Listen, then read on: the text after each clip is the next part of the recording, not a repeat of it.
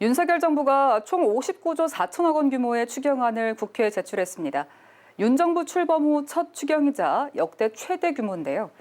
이 가운데 26조 3천억 원을 소상공인 지원에 할애했는데 370만 소상공인에게 최소 600만 원에서 최대 1,000만 원의 손실 보전금을 지급하고 신규 대출과 대환 대출, 채무 조정을 담은 금융 지원안도 추진합니다. 이동규 기자입니다. 이번 추가 경정 예산안에서 소상공인 지원에는 26조 3천억 원이 편성됐습니다. 이를 통해 코로나19로 인한 영업 제한으로 피해를 본 소상공인 자영업자 등 370만 곳을 대상으로 손실 보전금을 최소 600만 원에서 최대 1,000만 원 지급한다는 계획인데, 이럴 경우 윤석열 대통령이 후보 시절 공약했던 소상공인 방역지원금 1,000만 원 지급보다 더 많은 지원이 이루어지게 됩니다. 근본 추경 일반 지출 36.4조 원의 70% 이상인 26.3조 원을 소상공인 피해 지원에 집중 투입하여 온전한 손실 보전을 추진합니다. 우선 매출이 감소한 소상공인 등 370만 개 업체에 대해 600만 원에서 1,000만 원까지 손실 보전금을 지원하는 데 총 23조 원을 투자합니다. 이 경우 1, 2차 방역지원금을 포함하면 최소 1,000만 원에서 최대 1,400만 원까지 지원함으로써 그동안 국민들께 드린 약속 그 이상을 지원하게 됩니다. 구체적으로 보면 업체별 매출 규모와 매출 감소율 수준을 지수화 등급화해 최소 600만 원에서 최대 800만 원을 맞춤형 지급하고, 여행업과 공연 전시업 등 그동안 지원이 부족했던 50개 업종은 상향 지원 업종으로 분류해 최소 700만 원에서 최대 1,000만 원까지 지원할 예정입니다. 그동안에 이제 홀대받다가 그래도 새 정부 들어서 뭐래도 좀 해준다고 하니까 어떤 여행업계 한 사람으로서 그 부분에 대해서 좀 고맙게 생각하고 있고. 아울러 손실보상 보상금을 현실화하기 위해 손실액에 대한 보정률을 현행 90%에서 100%로 상향하고 분기별 하한액도 50만 원에서 100만 원으로 인상하기로 했습니다. 소상공인을 대상으로 한 40조 7천억 원 규모의 금융지원 프로그램도 가동됩니다. 신규 대출로 3조 원 규모의 특례 보증을 공급하고 고금리 대출을 저금리 대출로의 전환을 지원하기 위해 총 7조 7천억 원 규모의 융자와 보증이 공급되며 잠재 부실 채권 30조 원을 매입해 10조 원 수준의 채무 조정도 이루어질 예정입니다. 이 같은 조치는 코로나19 대출 만기 연장 상환 유예 조처가 오는 9월 종료될 예정인 상황에서 그동안 대출로 버텨온 소상공인들에게는 큰 도움이 될 전망입니다.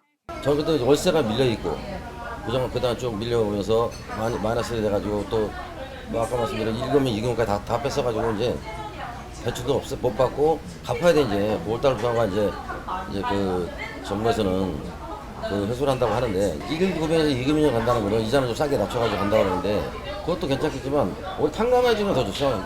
못 버티고 나간다. 지금 못하는 사람도 어마어마하게 많습니다. 지금 그렇게 일어날 기회도 없고 문 닫고 나가고 월세 못 견디고 다 나가서.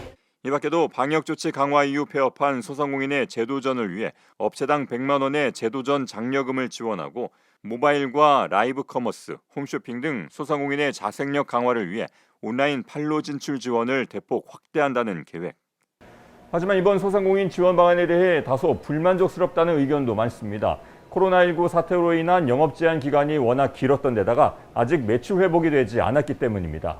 한 2년 동안 엄청 피해를 많이 봤는데 진짜 피를 말릴 정도로 장사가 안 돼가지고 힘들었는데 그 정신적인 면에서는 못 받지만서도 피해 보상한 만큼은 조금 더 업그레이드 하셔가지고 조금만 더 해주셨으면 감사하겠어요.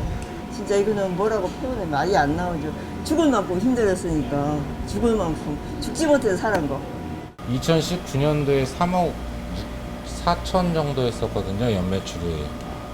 근데 작년도 연매출 같은 경우에 1억 4천 나왔거든요. 그러니까 50%가 넘게 뭐 손실이 났기 때문에 지금 현재 이거는 뭐 거의 보상이 아니라고 봐야죠. 지금 이제 폐업을 못하는 경우도 생기니까요, 지금 힘들어요.